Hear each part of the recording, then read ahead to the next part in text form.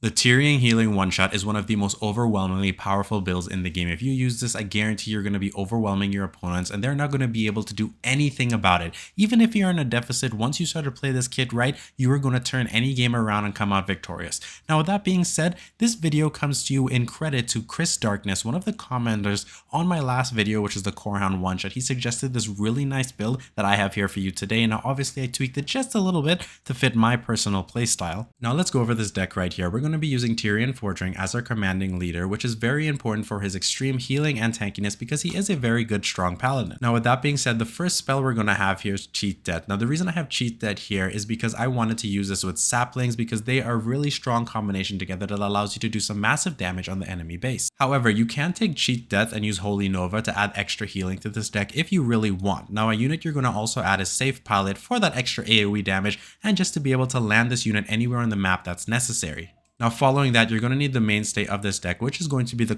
Hounds. The Hound with Eternal Bond talent is extremely necessary. If you do not have it, you really need to understand you need to get it before using these units in this deck. Now, the next unit we're going to use is more of a defensive unit, which is going to be the Griffin Rider himself. The Griffin Rider has a talent that allows him to increase his range by 3 just to add that extra range damage so he doesn't get hit as often. As we said earlier, Sappers has another unit, and this character right here, the Frost Wolf Shaman, is extremely important, especially having the talent that allows him to drop the armor trait on units. Now, the reason this talent is a must-have for the Frost Wolf Shaman is pretty simple. You need to drop the Shaman with one of the Hounds, mainly the one I would say on the left-hand side or the Hound that's being pressured the most, because you want to ensure that that one gets armored and as well as being healed. As you can see here, the Frostwolf Shaman is at such high range, he's not even getting hit by the tower while the Hound is doing so much damage, and we clearly took it no worries and we're dropping the Hounds here on the map. Now when we drop Tirion Fordring really wants to follow the secondary one so we can keep him healed up, and they can constantly literally resurrect each other over and over and over.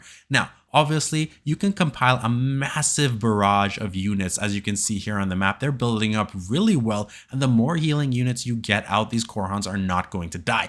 And we're getting some extra damage on the enemy base right now, and he's not able to do anything much. What can he do to eliminate this? Because he's going to have to eliminate all 4 Hounds to even get a chance. And with these healing units and the backdrop of damage, it's near impossible. There isn't really anything you can do. As I'm going to showcase the real way to play this in this specific game right here. So we drop the Hounds right here in the middle. He does use Blizzard. It's not really going to do anything, not enough damage, and I'm telling you, it's not even going to be slowing down these Hounds, so they're just marching through. We do have the Frostwolf Shaman that placed armor trait on our Hound, but the issue we have here is that we're facing an Abomination. However, the Abomination isn't really going to do much, and we place the Griffin to really deal with him. We're also going to ensure that the enemy knows that he has being pressured even more, because look at those saplings. They're coming up there, going to blast some damage on the enemy base, and he's not able to do anything. And this is why I really like the Sappers for the specific build. It ensures that the enemy is pressured on both sides, because if he's literally placing all his units on one side and focusing on that Hound, I'm just going to simply place the Sappers on the other side to either pull away a spell or ensure he has to place units there. He did get rid of Tirion, but look at that. With my Safe Pilot, I was able to eliminate that little squadron of enemies he had there because they were extremely squishy. And as you can see, my main Hound is already making it to the base, and we got the secondary set of Hounds out. And let me tell you, I'm feeling very good about this game. He's near half health. And now we're placing down another set of saplings. As you can see, they're in the corner of the right-hand side. They're about to go in and do some nice damage. Now, it's also really nice. I see he used Blizzard at the wrong time. That's fine. Or the wrong spot, I mean. But we did some more damage. He's at 25% health right now. Now, Cheat Death is really here to either keep my Hounds alive long enough for Tirion to reach, but it's mainly used for the Sappers. So basically, when it reaches about midway to the bridge, you can literally use Cheat Death to ensure they go in on the enemy base and they can't get hit by anything or get destroyed.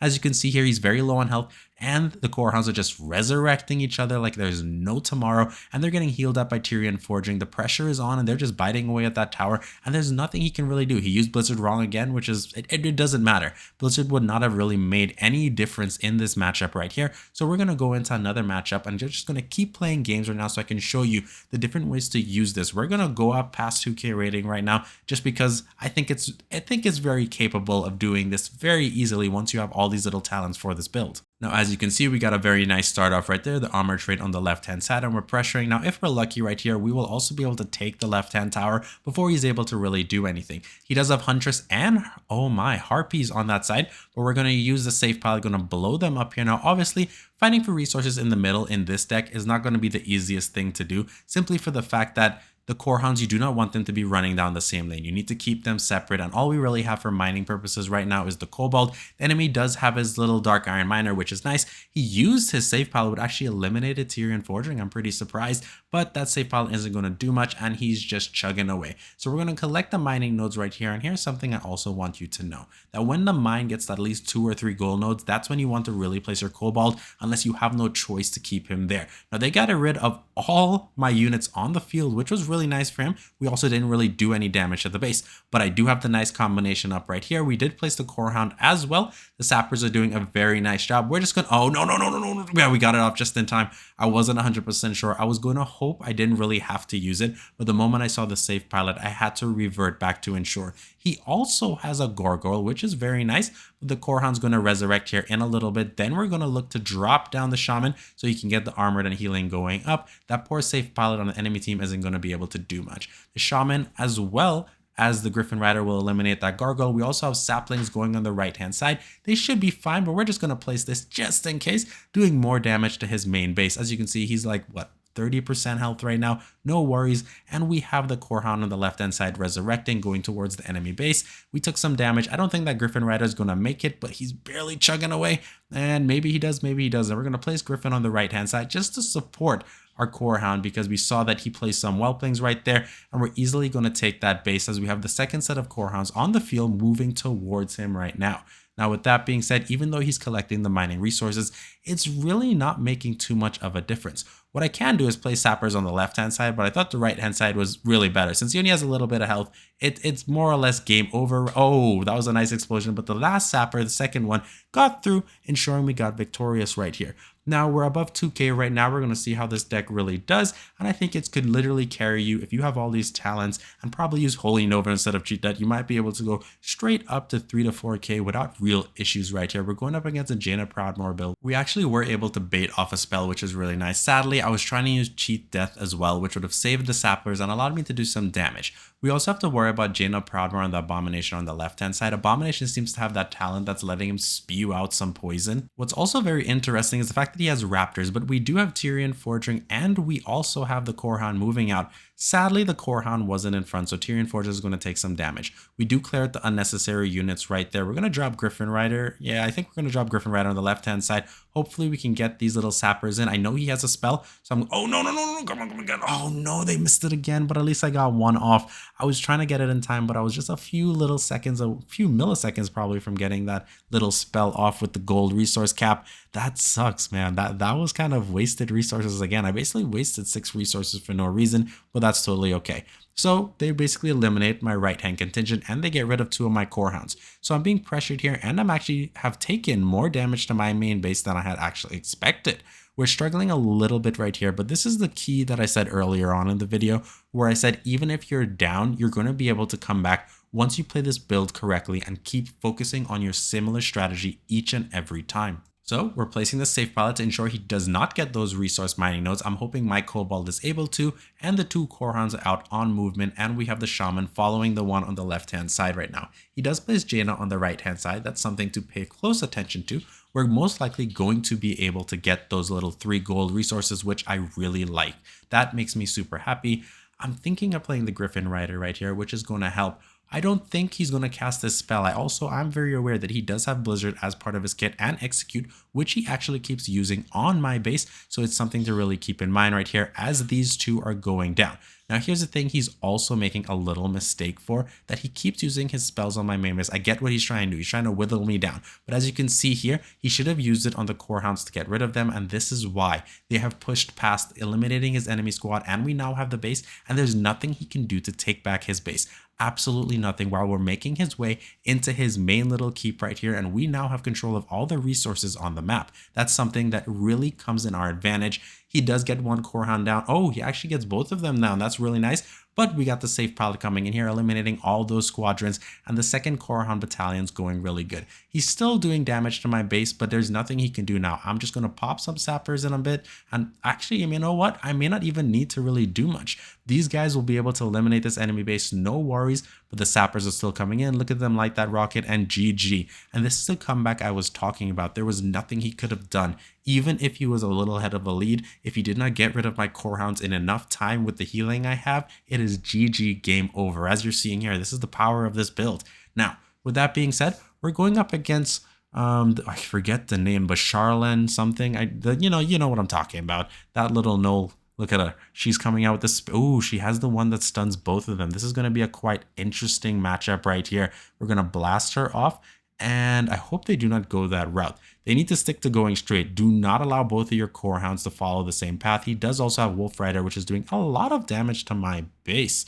Now, with that being said, as you can see here, Tirion Fordring got eliminated, no worries, but I know the weakness of this deck, and that thing is, if this deck oh no, he placed that at the perfect moment, literally stunning both of them right there. But as I was saying, the weakness to this deck is when all the units start to get very high for the same cost, then it's very hard for the enemy to summon. They really rely on gold. Now, he does have the Dark Spirit Troll. I don't know why I was saying Zandalari Troll. That is healing really right there, but it's not going to be enough. And as you can see, instantly bitten and eliminated by my core hound. Now, what we're struggling to do right now is struggling to literally keep pushing because of the commanding leader, but we still have 2 core hounds on the left hand side, so we're slowly pushing in right here. We're going to use cheat death because, you know, why not, and do some extra damage to the enemy base. That perfectly works out in our favor, and I think we should be able to summon those 2 core hounds back. Yes, we will, into the safe palette, which immediately eliminates that little route they had to deal with, and they're going to start to move into play. Can he summon back in time the second core hound on the right hand side? Does it get up? Perfect. So now we know we have 4 core hounds on the map. Nothing too much to worry about, and they're literally going towards the base. I dropped Tirion and 2 saplings. Tirion is basically going to be used to start to heal them up so they don't die too fast, and there we go, capturing the tower. We do lose one of the core hounds. That's totally fine. Tyrion's going to keep going and healing up the one on the left hand side, which is going to keep it up while we play another squadron. Now, this is probably the last time he's going to be able to do damage to my main base, while the core hounds with the healing that I'm going to keep placing are going to keep resurrecting themselves. As you have seen in most of the games previously, he does have his little troll going right here, but it's not going to be enough as the core hound's making its way. We're also going to drop the shaman on the right hand side. That's another thing to note. We want to make sure and try our best to ensure that we don't really have to worry about the healings overlapping on one lane. You want to really go for the split push. That's what makes this build super powerful and really annoying and super toxic for anybody you're facing off in the current game of Warcraft Rumble. Now, as you can see, he's at half health. All the damage he did to my main base, that's it. There's no more. And I have 2 Tirion Fordrings out. So the healing with the shaman is going to be intense right here. Look at it. What is he going to be able to do? He's going to drop that. It got rid of the shaman. Still not going to be enough. There are 2 Tirion Forging, the healing, and the bites from these little core hounds just getting it in our way. And we get victorious. And that right there is GG. Now we're going up against Pancake Man. Pancake Man. I like that. I think that's a pretty funny name, which is also playing Tirion Forging. I doubt he's playing this deck. He's probably playing something else because there are other decks right now that are super powerful. He places his safe palette to eliminate my Cobalt, which is a very interesting move by his part. But we're going off, replacing these 2. I'm replacing Tirion on the left-hand side right now, just to support, because I'm unsure what he has, because he placed a lot of units on the right-hand side, and he's funneling them to go down to my main base. So we're going to drop our safe palette, get rid of that troll. Sadly, I didn't get rid of it in time. I was hoping to save my Griffin Rider, and he does have the Huntress on the field. I don't really have to worry too much. We're going to get some damage off on the enemy base. Should we drop the Cobalt? I'm not 100% sure. They're the Sappers. Oh, we got 1 Sapper off at least. We're going to drop Cheat Dead because we don't want Tirion Forging to die right now. We do nicely have the Core Hounds coming up. So the second Core Hound got up just in time to save his buddy who fell. And there he goes up again, pulling aggro. And that is something very important. I'm glad that he's going to keep resurrecting and pulling aggro because it's going to allow me to literally stagger the damage that's coming towards my base while I solve the problem right now. So the Core Hound on the right hand side may go down in a bit, but he's going to get resurrected as we have the secondary battalion of Core Hounds on the field. We're going to drop our safe palette right here to eliminate out. Nothing really to worry about. We're going to drop some sappers right there. And when I get another chance, I'm going to look to drop Tirion Fordring and the shaman up because I think it will be very nice to keep my units alive and in a healthy, sustained rate. So we're going to drop Tirion right here. He did summon a Quillboar. He's staggering damage as much as possible because he's starting to realize it's catching up to him. And with Tirion on the right hand side, there's no way he can get rid of all of those core hounds, and they're just going to come and whittle down his base like you're seeing right here. And I'm pretty sure this is my game right here. At this point, there's nothing he can do. The amount of core hounds, no matter how much AoE damage he uses on these core hounds, is nothing. As I said earlier, look at that. We're collecting some resources, dropping the sappers on the left hand side so we can take that base quickly right here. And we have the shaman coming up. Boom, boom. Now it's just for the last push right here, and this is going to be magnificent. They're just going to keep summoning back. We're going to drop a third contingent of core hounds. I've never actually had 6 of them on an enemy base at a time, but that would have been super cool to see that. That would have been the ideal thumbnail to have. And GG, the amount of bites and damage coming off, there's again nothing he can do. If you do try this build, thank you again to Chris Darkness who recommended it. I did tweak it, but without you, I would not have thought about this. And let me know if you try this build in the comment section below on what you think of it. Bye.